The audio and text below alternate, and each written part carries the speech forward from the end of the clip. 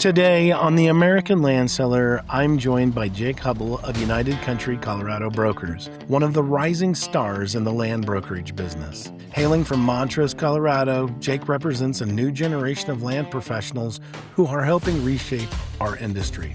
While many know him for his success selling ranches, hunting properties, and businesses across Colorado, what really stands out is how he's combined traditional land knowledge with modern marketing, technology, and business expertise.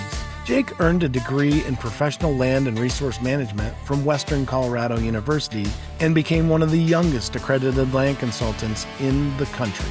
In a relatively short period of time, he has built an impressive track record of success while developing a reputation for innovative marketing, strong client relationships, and a deep understanding of both land and business valuation. Beyond real estate, Jake is an avid outdoorsman, hunter, and conservation-minded land steward, which gives him a unique perspective on the properties and lifestyles that so many of his clients are pursuing. Today, we're going to talk about how the next generation of land brokers are changing the business. We'll discuss marketing, technology, hunting and recreational land, and what the future of our profession may look like over the next decade. Welcome to the American Land Seller Podcast with your hosts, Koby Rickertsen and Brittany Murphy. Koby is an accredited land consultant and the CEO managing broker of Iron Horse Land Company, a multi-state land brokerage specializing in farm, ranch, recreational, and development land across the heartland.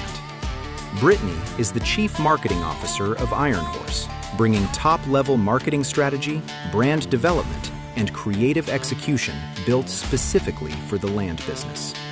Each week, we bring you real-world insight and expert conversations on land sales, marketing, regulations, economics, and the trends shaping the land market across America. Okay, Koby and our special guests, let's get started. Hey everybody, welcome back to the American Land Seller Podcast. This is a great episode. I know it's going to be. We're just getting started, but Jake Hubbell from United Country Colorado Mountain Brokers, correct, Jake? Colorado Broker, yeah, Colorado same thing. Brokers, but friend of mine from Montrose area, but works all of Colorado for the most part, I think, don't you, Jake? Yeah, basically, anyway, I put miles in the truck. I bet you do, man. How are you today? We're good. It's a little bit more toasty weather over here, and hopefully it's not as crispy and windy out in Nebraska where you are, but it's a good day. It's nice and balmy, about 85 right now, and yeah, a great day to be in Colorado. I've been told today we might get past 100, so where I'm at, but it's all supposed to be headed east for the weekend and get back to some more 80-ish would be great, 80s, even low 90s, but weather, I'm not complaining about the weather so far this summer, Jake. We have not seen any moisture in a long time, and I've seen some moisture early this year, so we don't complain about the rain and not even going to touch the heat. God's doing what he's doing, I guess. Yeah, everybody out here, and I'll be quick with it, but, we had it really especially in Colorado, because, most of our water that people use for ag and these properties is stored in these high mountain reservoirs, collected from melting snow melt, from the spring and into early summer. And man, we had a terrible snow year. I think a lot of basins were at like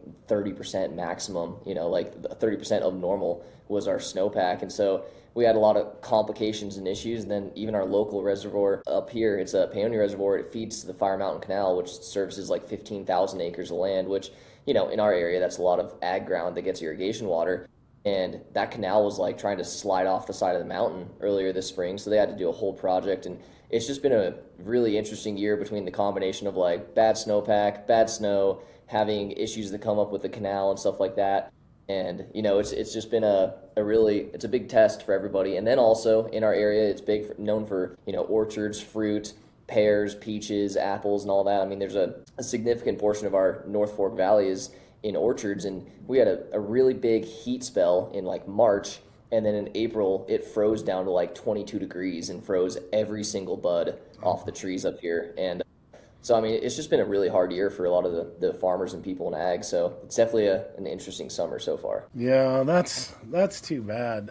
I think even my local Rotary Club, I think that's where they get their peaches from, and that they sell here in the fall or whatever. So from your area somewhere, but anyway, I'm so excited to have you on here today. I want to talk to you a little bit about, you're getting to be like kind of a rising star, especially in the Realtors Land Institute world, because I think you were at one point the youngest accredited land consultant in RLI or ever. I don't think ever, but I know that I think right now I'm the youngest in the state of Colorado, but no, I think there's somebody else that did it when they're like 20 years old or 19 or something, and which is really commendable. But I think I was 25 or 26 when I got, maybe 27 when I got my ALC. So not too sure, but yeah, definitely. I guess as far as in the ranks, you see a lot of older guys in the industry. It's definitely an older industry. So now I'm 30 and still one of the younger ones. But yeah, it's interesting to see all the young guys now, or young girls coming into the industry as well, that are younger than me. And I remember being the youngest one in the room at 21. So it's kind of a blend of both. Yeah, we have, as you know, Brittany Murphy works for us, with us. She's our chief operating officer, and her husband, I think, might have been one of the youngest. He was in his early 20s, I know, when he got it. So,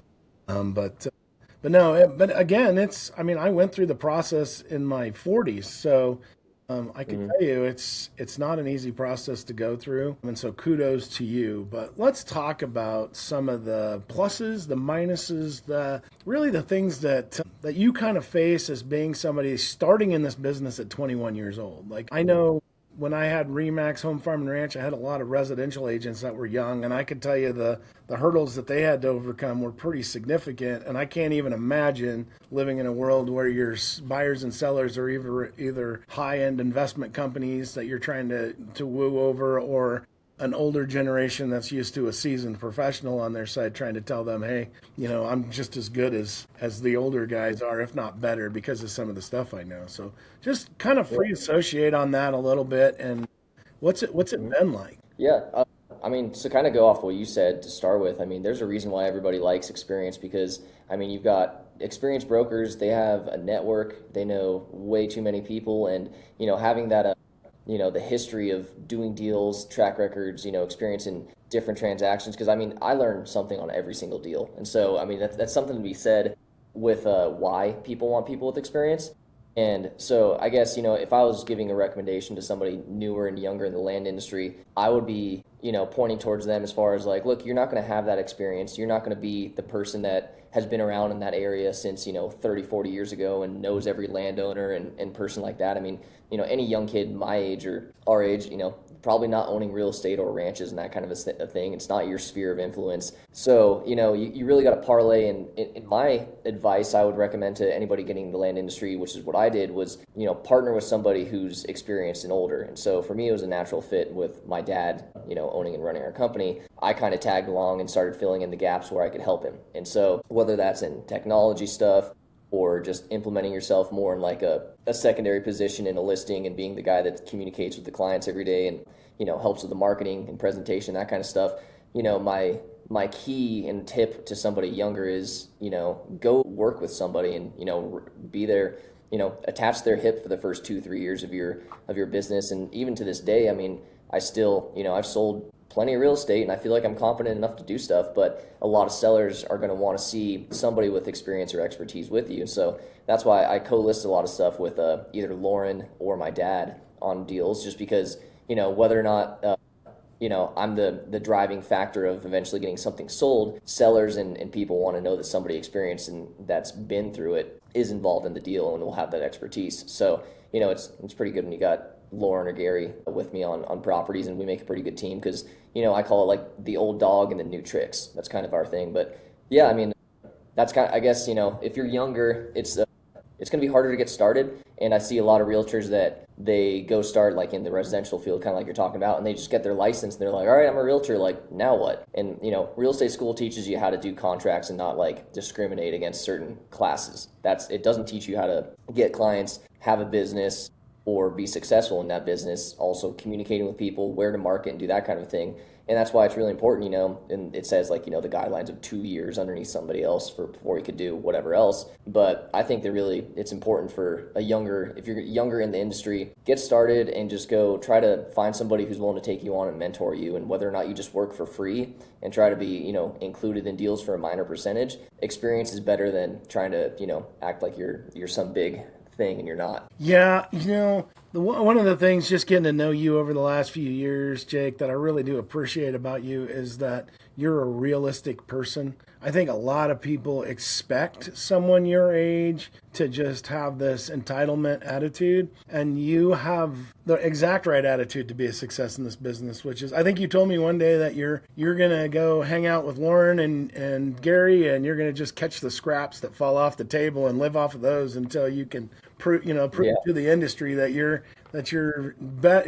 as good, if not better than those guys are, and I think that if you're going to be, I think that's a tale that everybody out there that's listening to this that says, hey, I really think I could be even in real estate to begin with, is go find that mentor that's willing to work with you, that has so much business that they've got, that they've created a spot for somebody, and then just do whatever it takes to get your name out there, and so I think that's extremely smart. Go ahead. Yeah, and I think, at the end of the day, I'd say that, like I said, the best thing you can do is get experience and knowledge and, work through deals, learn something. Because like I said, you learn something new on every single transaction.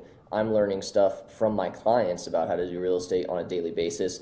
It makes us smarter as brokers. It makes me think back when I started, basically 9 years ago. I'm like, man, what a hazard to have me out there. But that's why you have somebody with supervision like my dad to oversee things when you are a young agent. And so, yeah, I guess my tip is, if you're a younger agent wanting to get into it, you're not the expert.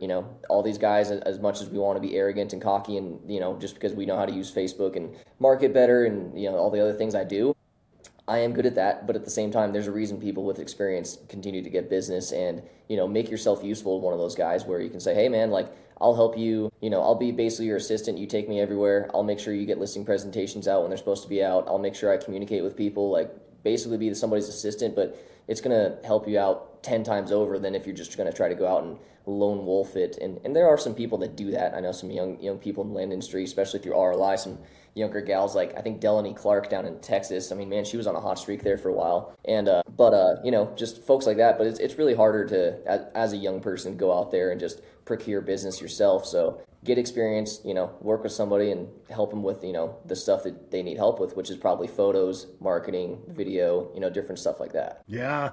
You're talking about Delaney Clark from Remax. She was 30 under 30 with Remax several years ago. She is, yeah. I think the only thing that slowed her down was having a baby, but I don't think it slowed her down much. I just saw her a couple weeks ago at the land conference, and oh, nice. But yeah, and that's one of the things that's really exciting for me is that to watch you guys, that you younger, and again, you're 30, so I don't know how young that is, but when you're 50 like I am, 30 is pretty young.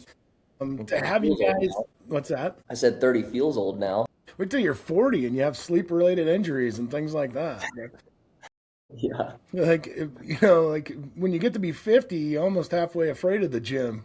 When you're your age, you're in there punishing yourself. But I think the younger ones, like Hallie and you, and like Delaney and Jake, well, he's not really in the industry anymore, but Brittany, what she's doing, not necessarily in the agent world or the broker world anymore, but definitely over neck deep in the world of real estate. And so it's just kind of fun to see how that attitude of gratefulness, that I think that we kind of, if you watch social media, you think that doesn't exist in that generation that you're in, and it really does. And there's really some high-powered people that are, completely capable. I'm pretty sure, if we went up against each other in a listing competition, I would have a hard time keeping up with you. I'm pretty sure. So, but I think the future looks bright in RLI. I can tell you that from you guys. Mm-hmm. What was that? I said, vice versa. It'd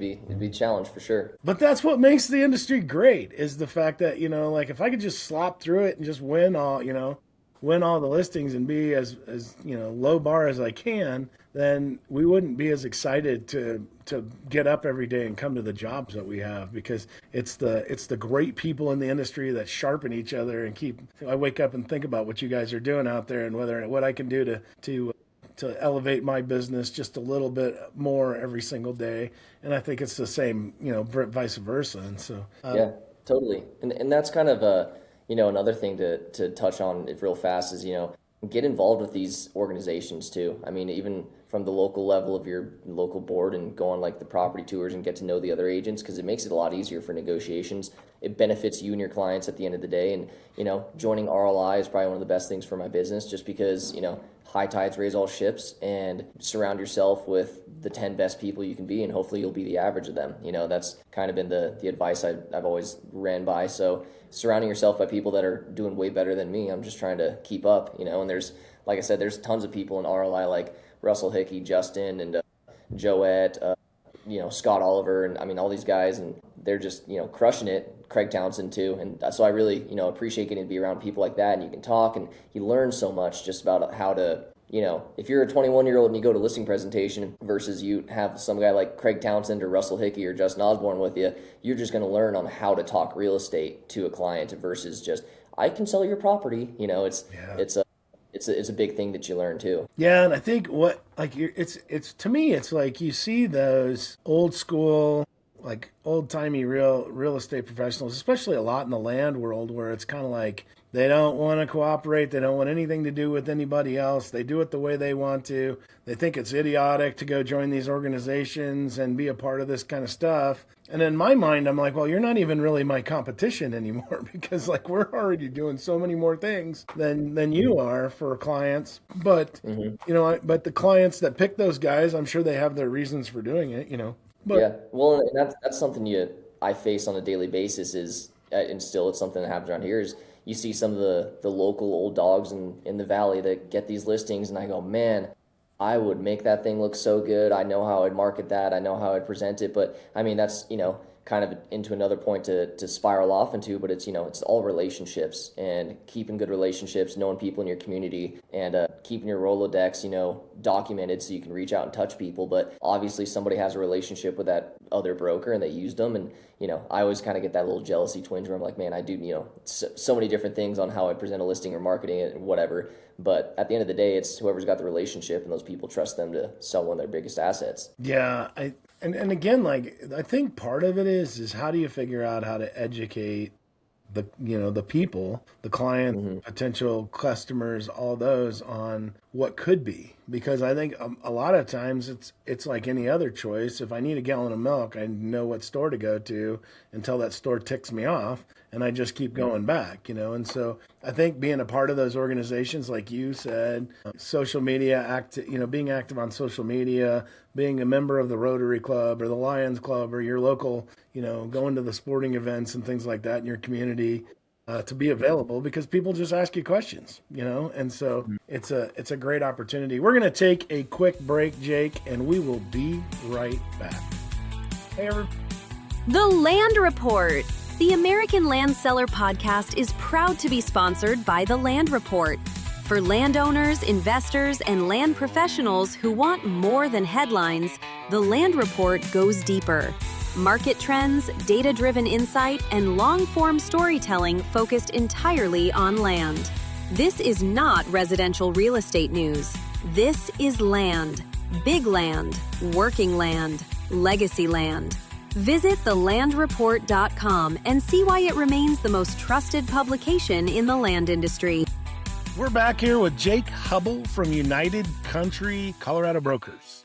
Did I get that this time, Jake?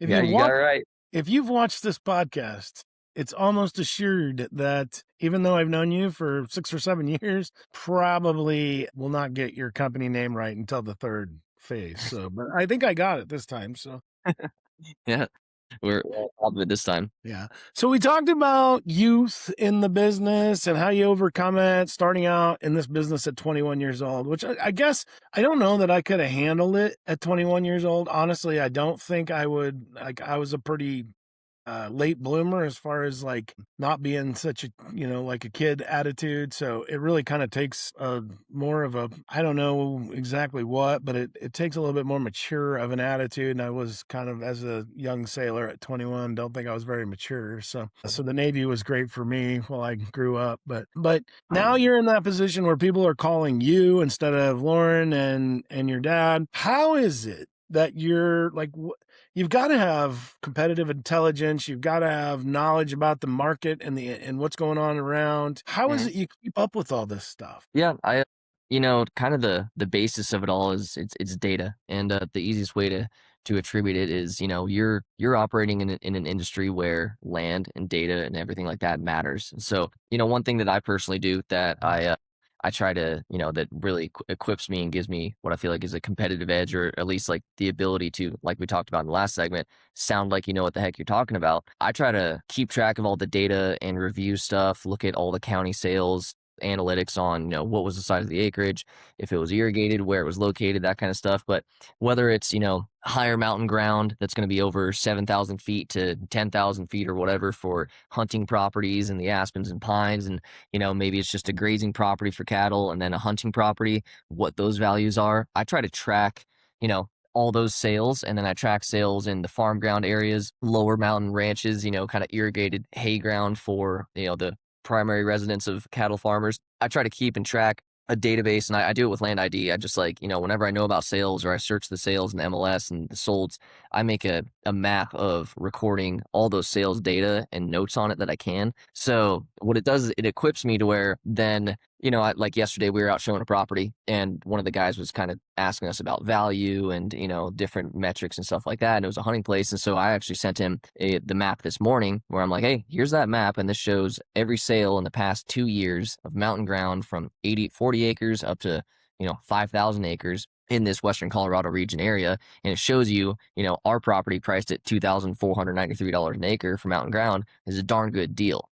And so, it's kind of like, I just think it's really important whether you're, I'd say the 3 or 4 main asset classes, if you're talking about just land specifically, is going to be like the mountain hunting ranches that are grazing ranches for cattle in the summer. And then you got farm ground, which is like furrow irrigated, corn, soybeans, onion, other stuff like that, in the Montrose area.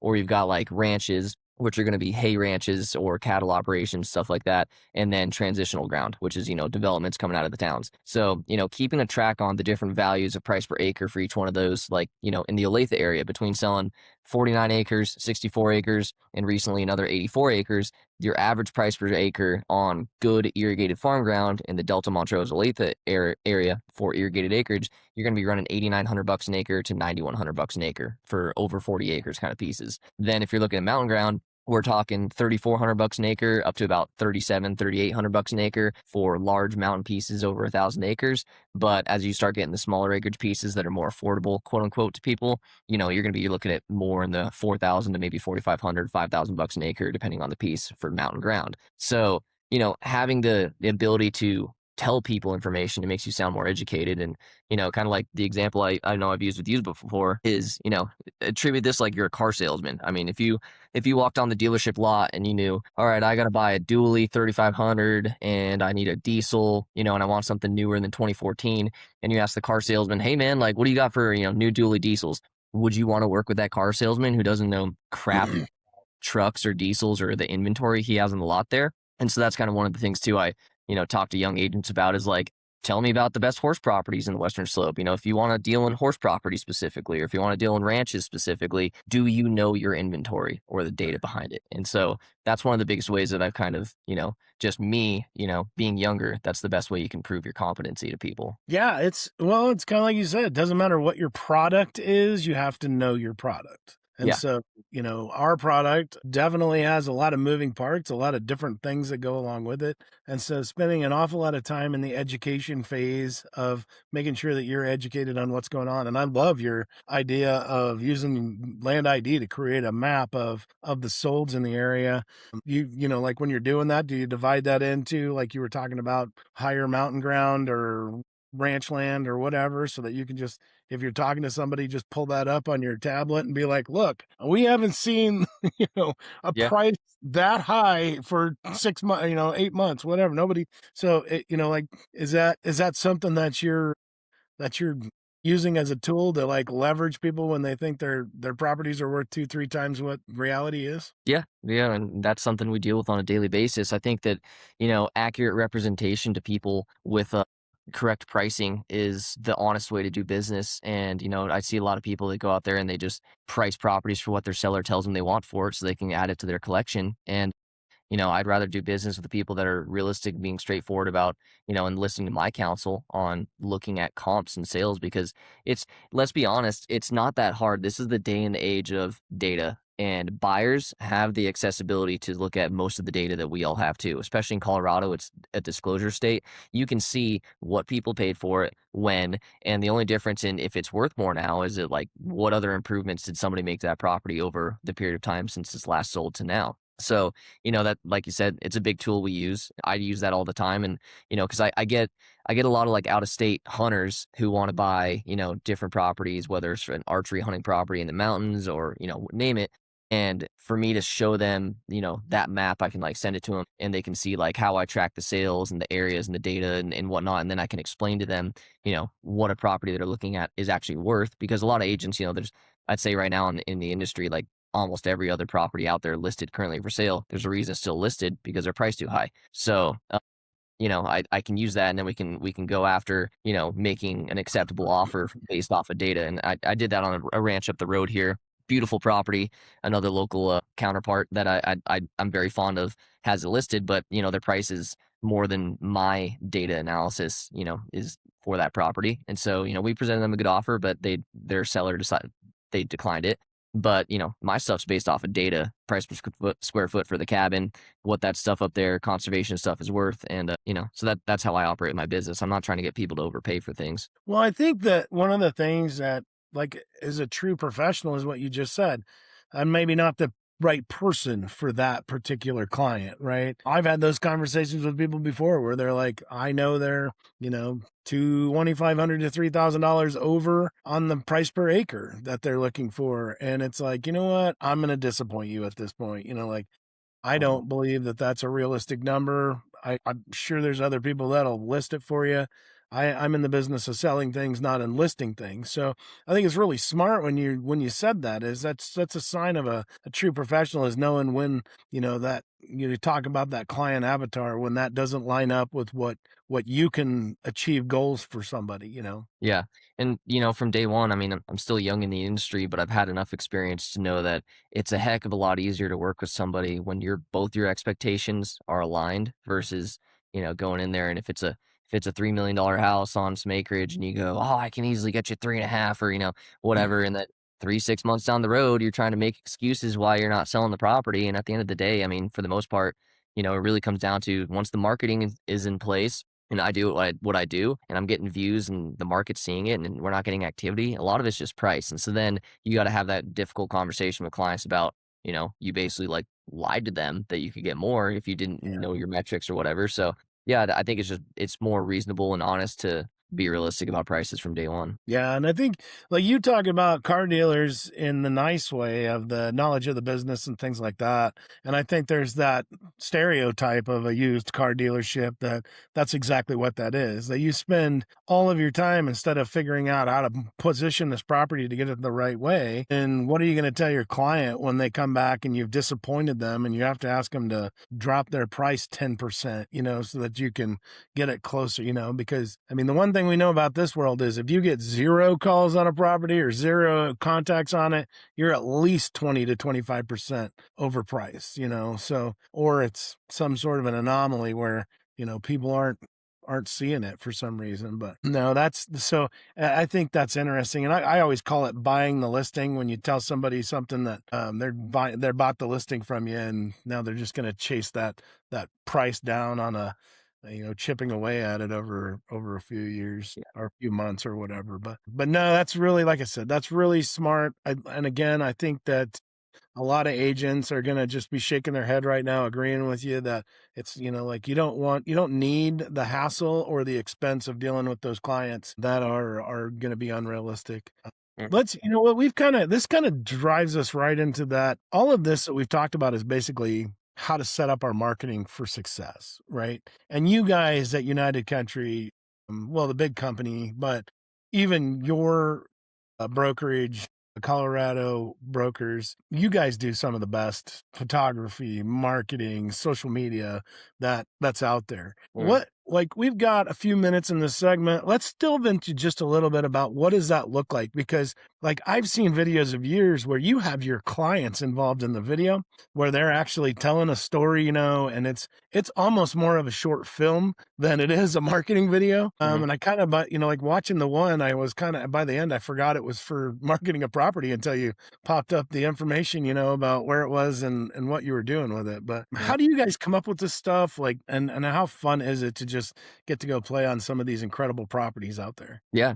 Well, I'd say every property is different. That's the cool aspect of what we do. And, also the difficult aspect of what you do, because in this kind of field properties, there's no two the same. It's not like selling, subdivision houses in, different areas in Texas where you can go price per foot for the neighbor to this one. I mean, properties are different. They got different rights, water, whatever it is. Hunting might be better on one than the other. So prices are always the same. There's no two properties the same. Yeah, it's kind of an interesting, we kind of play it by ear on how you want to market a property. And you look at like, who is the buyer on this? What do people want to see? And then what is the story on the property? That's kind of something my dad's big into is, tell the story of what the asset is. And so, the one you're referencing is that Gates Ranch up in Burns, Colorado. That's been in his family since, the 1880s when they came over and they patented that property and got it from the U.S. government. So it's never been sold before.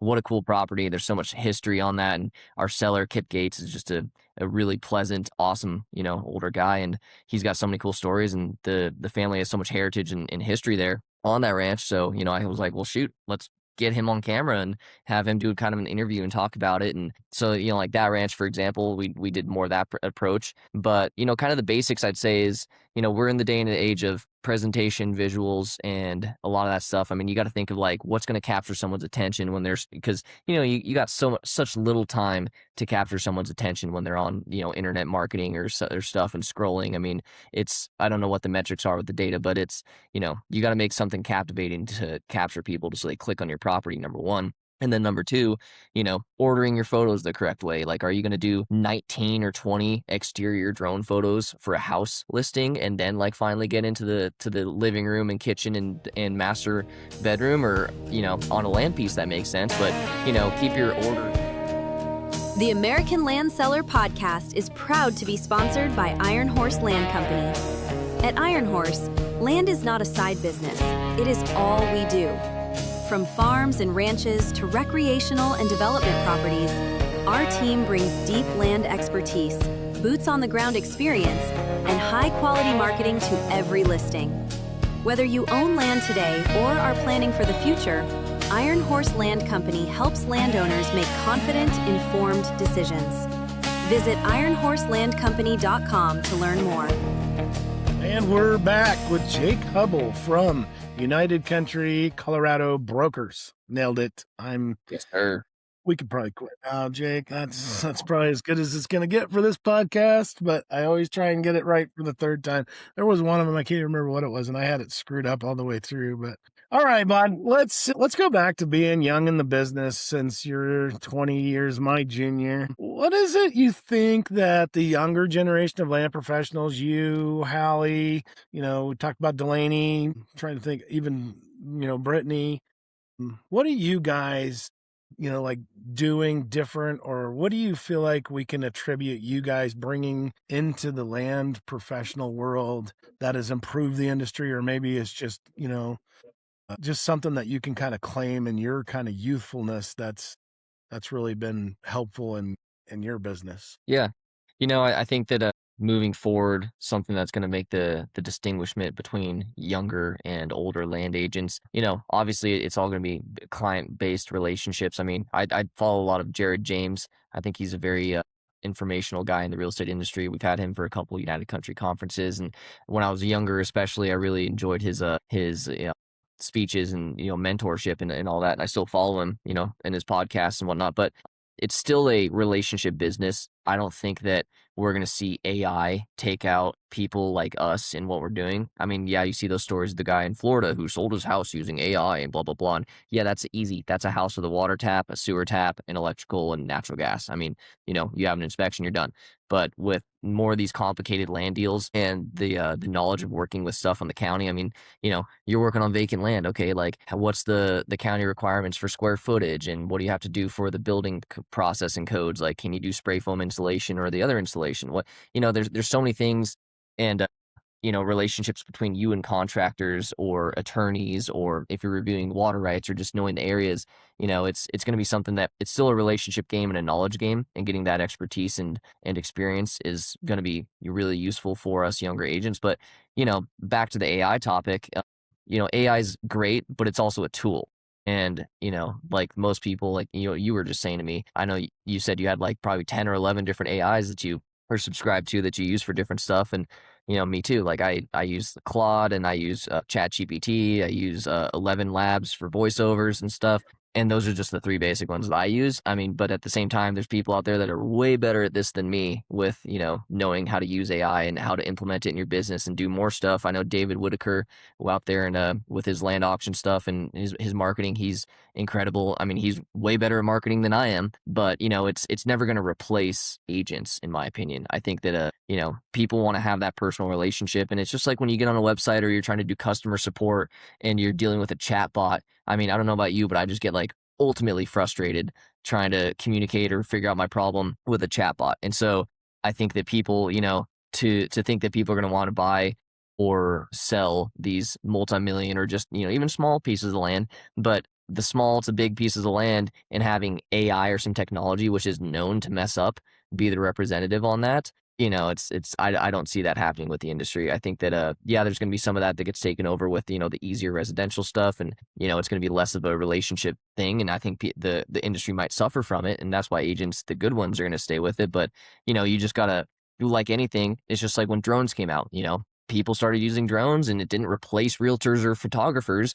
Photographers started using drones, so it's kind of, I guess that's my take on it. Yeah, I mean, you mentioned drones. I think the only people that were really affected by drone photography and being able to, would maybe be the airplanes and the helicopters that used to go out and do that for an astronomical amount of money. And again, it comes back to, in an industry that's considerably getting more cutthroat on commissions and things like that, you have got to be able to figure out a way to make your deliverables less expensive so that you can afford to have the same deliverables yet at a lower cost. And so that's the way I kind of look at AI. If you work for me and you are worth it, I'm going to figure out a way to keep you and point you in a direction and shoot you in a direction where you are going to be successful for me and for your life, right? Whereas if your entire job depends on something that I can get AI to do, then you're probably not a right fit for my company anyway, right? Because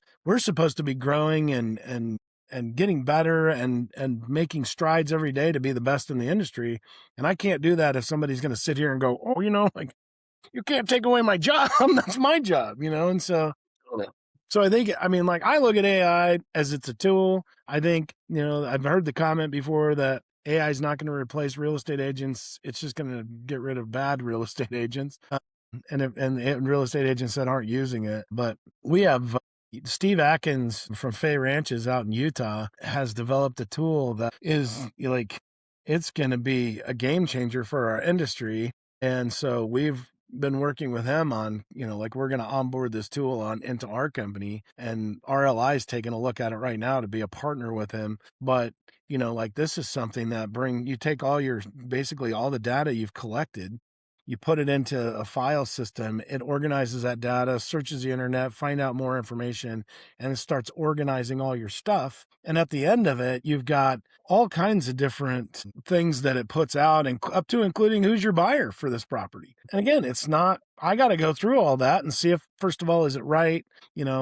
But it does save a ton of time in organizing your thoughts, and getting a lot of the copywriting stuff is realistically a lot of what it does. And then, like, analyzing it to find out what pictures you should be using and in what order, and recommending that stuff. It's pretty phenomenal. So I agree with you. I don't see AI replacing us anytime soon. But with that said, put your crystal ball out in front of you and kind of look down the road 10 years. What does our industry, the land real estate world, look like over the next 10 years? Do you have any thoughts maybe on where we're going? Or because I'm going to be retiring around that point, hopefully, if I do it right. So it'll be all Yeah. yours, Jake.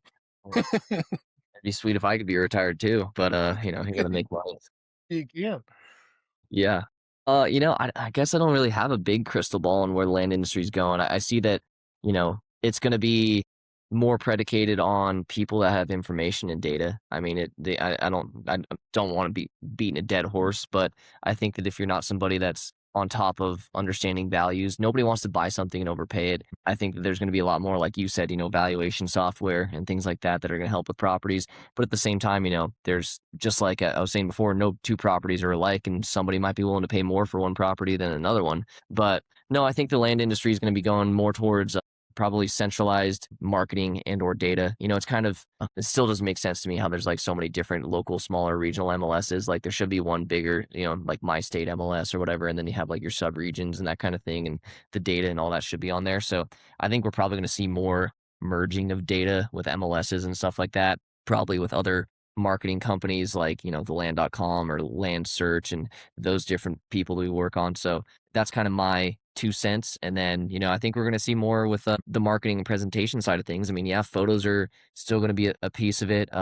Video obviously still too, but there's different stuff that I've been toying around with, drones and LiDAR technology, and you can do those like big 3D scans of a property. And right now it doesn't make sense to try to do anything over like an acre, maybe 10 acres max. Your drone, it's just way too much memory and all that. But there's definitely stuff where you could like, yeah, I think as the time goes on, those drones are going to get better, and you're going to be able to have like a 3D map of a property from a drone that, flies the grid, scans the whole thing, and then you can look at a property in a 3D kind of a space. So, I mean, it's just going to be more technology, but at the end of the day, as a younger guy still doing this, building your relationships and your data is going to be the most important thing, because people want to trust somebody to do it. I mean, just like if you have somebody that's good at the car dealership, or, you got the guy in town that does your saddles and tack and he's been doing it for forever and he does a good job, you want to go back and use that person. So keeping those relationships alive with people and, being a source and, the kind of like we were saying earlier, accurately pricing properties, putting the client first and not trying to put your